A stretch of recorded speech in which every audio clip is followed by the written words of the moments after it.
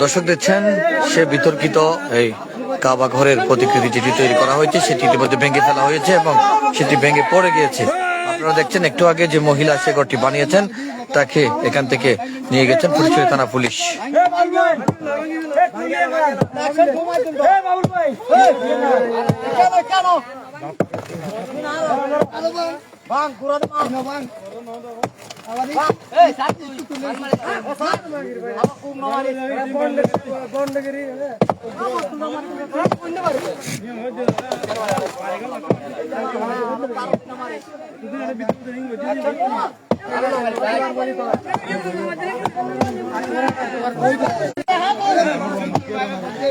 দর্শক, নেট প্রবলেমের কারণে আমরা সরাসরি আপনাদেরকে কিছুক্ষণ বিঘ্ন করছি, আপনাদেরকে দেখাচ্ছি যে পবিত্র কাবা ঘরের প্রতিকৃতি তৈরি করা হয়েছে।